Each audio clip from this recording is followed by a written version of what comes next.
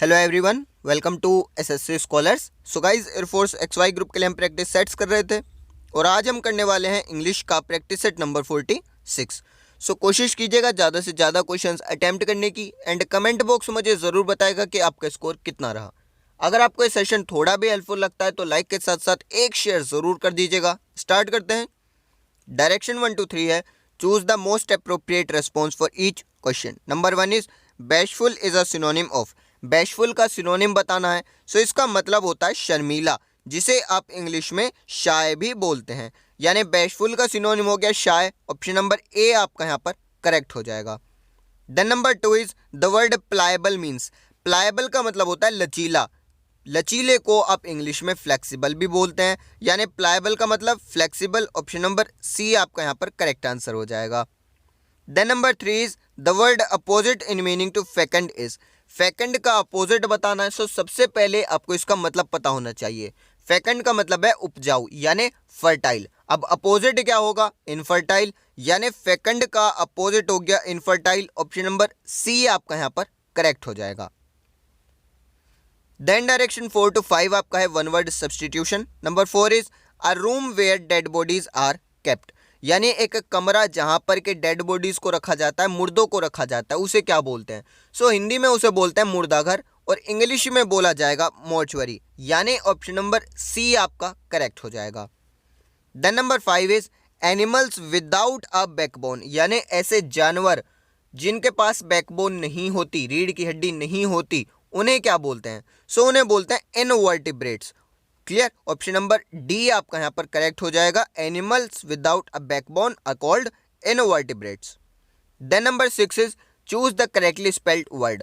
Spelling test से आपका question है, मोनोलॉग की सही स्पेलिंग आपको बतानी है कौन से ऑप्शन में दी गई है। सो ये क्वेश्चन आपके लिए रहता है, आप मुझे इसका आंसर बताने वाले हैं कमेंट बॉक्स में। साथ ही साथ क्वेश्चन नंबर 7 भी सेम है, correctly spelled word find out करना है। सो वीडियो को पॉज कीजिए, क्वेश्चन नंबर 6 एंड 7 के आंसर कमेंट बॉक्स में लिख दीजिए। वीडियो के एंड में मैं आपको इनके आंसर्स बता दूंगा, जहां से आप चेक भी कर सकते हैं। आगे देखिए, क्वेश्चन नंबर 8 है the indirect speech of. Indirect speech बनानी है एंड सेंटेंस आपका है I said to you he should not be trusted. Indirect speech बनानी है तो यहाँ पर देखिए आपका जो सेड है ये किस में कन्वर्ट हो जाएगा? टोल्ड में, क्योंकि ऑप्शंस में आपको टोल्ड दिया हुआ है। यानी ए ऑप्शन नहीं हो सकता, बी होगा, सी होगा या डी होगा। अब आगे चलते हैं। देखिए आई सेड टू यू का हो गया I told you. I told you के बाद अब क्या आना चाहिए? यहां पर ये जो कोमा लगे हुए हैं इनकी जगह पर दैट आना चाहिए। यानी या तो बी हो सकता है या फिर हो सकता है ऑप्शन नंबर डी। सी गलत इसलिए हो गया क्योंकि आई टोल्ड यू के बाद इन्होंने दैट का यूज नहीं किया। अब बी और डी को देखिए, दोनों में अंतर क्या है? तो बी में आया है कैन नॉट और डी में आया है शुड नॉट। अगर आप अपने सेंटेंस को देखें, डायरेक्ट स्पीच का जो आपको सेंटेंस दिया गया है उसमें रिपोर्टेड स्पीच में यूज हुआ है शुड। तो आप जब इनडायरेक्ट बनाएंगे तो वहां पर भी शुड का ही यूज किया जाएगा। कैन नॉट वहां पर नहीं आ सकता क्योंकि कैन यहां पर यूज हुआ ही नहीं है। यानी ऑप्शन नंबर डी आपका करेक्ट हो जाएगा। I told you that he should not be trusted. तो एक एक वर्ड की अपनी इंपॉर्टेंस है, मैं आपको हर प्रैक्टिस सेट में ये बताता चल रहा हूँ, चाहे वो डायरेक्ट इनडायरेक्ट हो, चाहे वो एक्टिव पैसिव हो। आपको एक एक वर्ड को एज इट इज उठाकर रखना है। कोई भी नया वर्ड आप ऐड नहीं कर सकते, किसी भी वर्ड को आप छोड़ नहीं सकते। Clear? Then number 9 is what does the phrase under a cloud mean.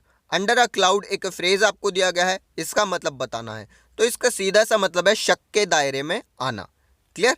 शक के दायरे में आना, यानी कि आपका ऑप्शन नंबर बी करेक्ट हो जाएगा, अंडर सस्पिशन, जिसका मतलब है शक के दायरे में आना। तो अंडर अ क्लाउड हम कब बोलेंगे? मान लीजिए किसी इंसान पर आपको शक है तो वो शक के दायरे में है, यानी कि वो अंडर अ क्लाउड है।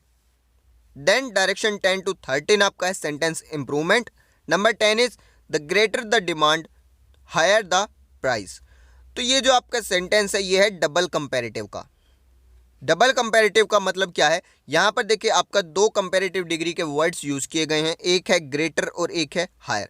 तो डबल कंपैरेटिव का स्ट्रक्चर क्या होता है? सबसे पहले आता है द, फिर आता है कंपैरेटिव, फिर आपका आता है सब्जेक्ट प्लस वर्ब। अब जरूरी नहीं है कि सब्जेक्ट और वर्ब आए, हो सकता है आ जाए, हो सकता है ना भी आए, बट जो स्ट्रक्चर है वो मैं आपको बता रहा हूं। The plus comparative plus subject plus verb, फिर कोमा आएगा और दोबारा से यही स्ट्रक्चर रिपीट होगा, the plus comparative plus subject plus verb. तो अगर स्ट्रक्चर के हिसाब से चलें तो कंपेरेटिव से पहले द आता है, ठीक है, the plus comparative plus subject plus verb. तो यहाँ पर भी सेम रूल फॉलो होगा, ये जो कंपेरेटिव आपने हायर यूज किया है इसके पहले द का यूज किया जाएगा, यानी आपका ऑप्शन नंबर सी करेक्ट हो जाएगा, the greater the demand the higher the price. Clear, double comparative का ये आपका क्वेश्चन था। इसके बाद नंबर 11 है, both of them have not apologised yet. तो एक चीज याद रखिए, कोई भी नेगेटिव सेंटेंस है उसके साथ में आप बोथ का यूज नहीं करते। नेगेटिव सेंटेंस में या तो यूज होगा नाइदर या फिर यूज होगा नन। अब आपको देखना होगा यहाँ पर दोनों में से कौन सा फिट बैठने वाला है। सो यहाँ पर आपका देखिए या तो आएगा ऑप्शन नंबर ए या फिर आएगा ऑप्शन नंबर सी, क्योंकि एक नेगेटिव सेंटेंस है। अब ऑप्शन नंबर सी आपका इसलिए नहीं आ सकता क्योंकि ऑप्शन नंबर सी में है नन ऑफ द टू, और आप जानते हैं दो के लिए हम यूज करते हैं नाइदर, नन का यूज नहीं होता। तो यहां पर आपका ऑप्शन नंबर ए करेक्ट हो जाएगा, neither of them has apologised yet. Clear. Then number 12 is a city that is set on a hill can not be hidden. So यहां पर अगर आप सेंटेंस को देखें, ध्यान से पढ़िए, ये आपका पैसिव वॉइस का सेंटेंस है, और पैसिव वॉइस में आप जानते हैं वर्ब हमेशा कैसे यूज होती है, वर्ब की थर्ड फॉर्म में। तो वर्ब की थर्ड फॉर्म आपको यूज करनी है, और वर्ब की थर्ड फॉर्म ही इन्होंने दी हुई है, हिडन, यानी कि यहां पर किसी भी इंप्रूवमेंट की जरूरत नहीं है। ऑप्शन नंबर डी आपका करेक्ट हो जाएगा, no improvement. Then number 13 is Jane had told me that she has not done her homework. So यहाँ पर देखिए हैड टोल्ड को इंप्रूव करना है, और ऑप्शंस आपको दिए गए हैं टोल्ड, वॉज, टेलिंग, टेल्स। यानी अगर आप टोल्ड का यूज करते हैं तो सिंपल पास्ट का सेंटेंस बनेगा, टेल्स का यूज करते हैं तो प्रेजेंट टेंस का सेंटेंस बनेगा, अगर वॉज टेलिंग यूज करते हैं तो पास्ट कंटिन्यूअस का सेंटेंस बनेगा। सो आपको देखना होगा आपको कौन सी टेंस यहाँ पर लगानी है। सो अगर आप सेंटेंस को पढ़ें तो सेंटेंस में आगे आया है has not, hasn't. Clear. So hasn't का मतलब क्या है, हैजंट का सिंपल सा मतलब है कि ये सेंटेंस है आपका प्रेजेंट का। क्लियर। तो प्रेजेंट में बनाना है तो हैड टोल्ड की जगह भी यहाँ पर कुछ ऐसा यूज करना होगा जिससे आपका सेंटेंस प्रेजेंट का बने। तो यहाँ पर आपका ऑप्शन नंबर बी करेक्ट हो जाएगा, टेल्स, क्योंकि टेल्स का मतलब क्या है, वर्ब की फर्स्ट फॉर्म प्लस एस, जो कि सिंपल प्रेजेंट टेंस में होती है। So Jane tells me that she hasn't done her homework. Option number B आपका करेक्ट हो जाएगा। देन डायरेक्शन 14 to 15 आपका है fillers. Number 14 is what good fortune I found the very thing I was dash. तो यहाँ पर sense क्या निकल रहा है, सेंस निकल रहा है क्या सौभाग्य है, मुझे वह चीज़ मिल गई जिसे मैं खोज रहा था या जिसकी मुझे तलाश थी। तो खोजना, खोजने के लिए आप क्या यूज करेंगे, लुक फॉर।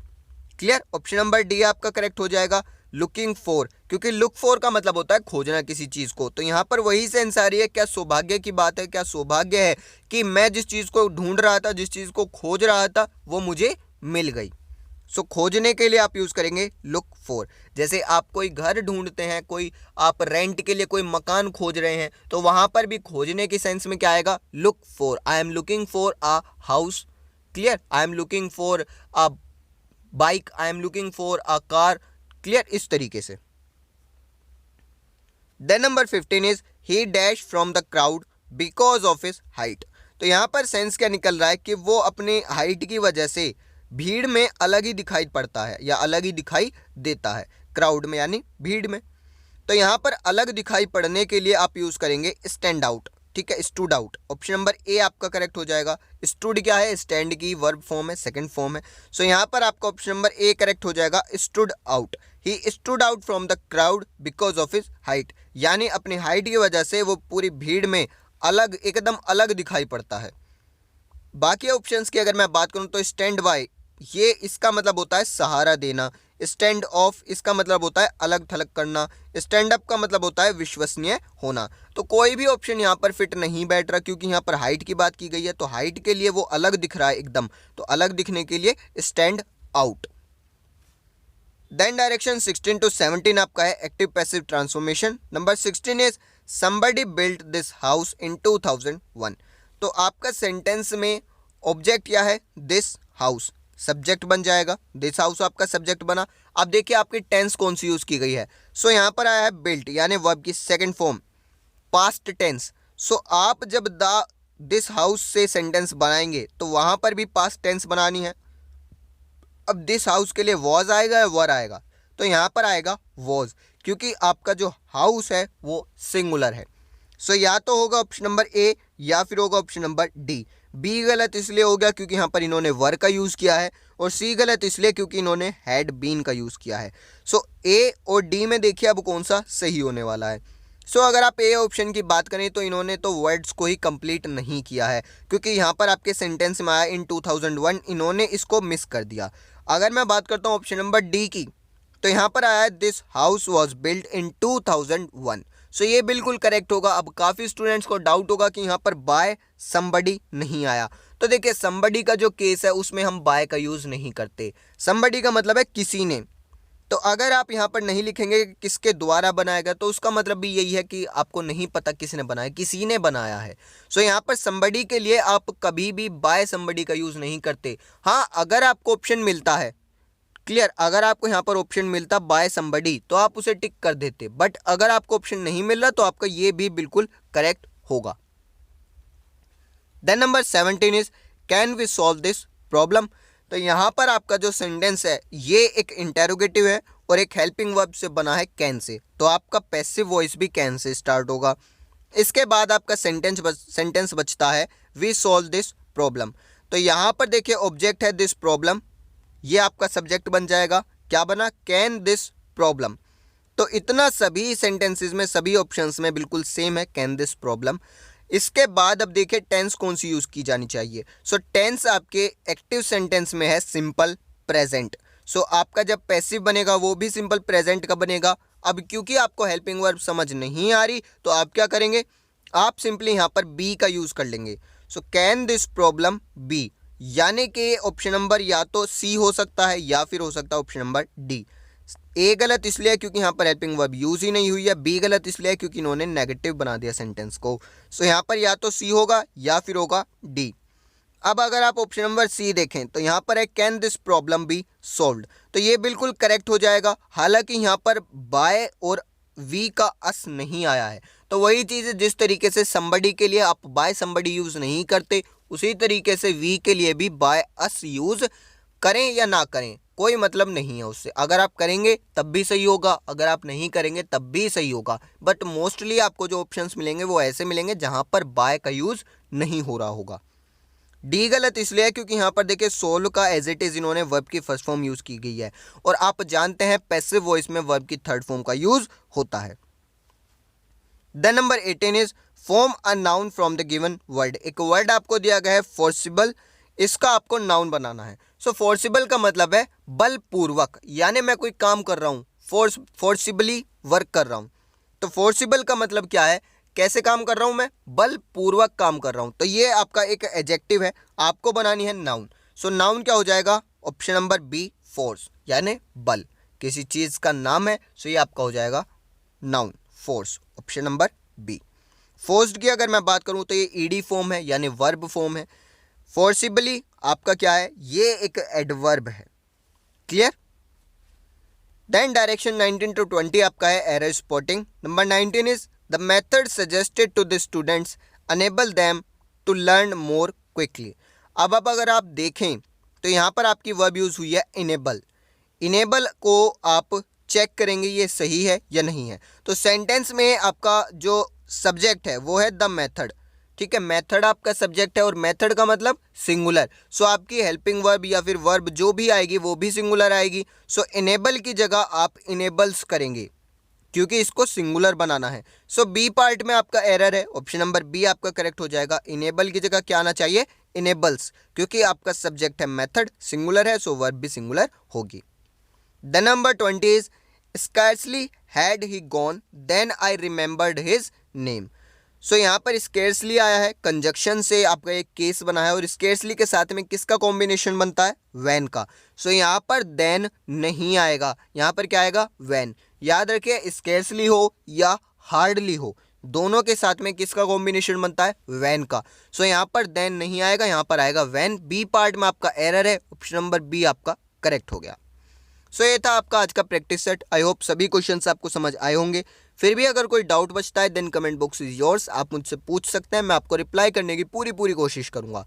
अब बात आती है आपके स्पेलिंग टेस्ट के क्वेश्चंस की। सो क्वेश्चन नंबर 6 का आंसर होगा ऑप्शन नंबर बी, मोनोलॉग की स्पेलिंग बतानी थी। एंड 7 का होगा ऑप्शन नंबर सी, हायरार्ची की स्पेलिंग बतानी थी। सो आज के प्रैक्टिस सेट में इतना ही रखते हैं। Thank you.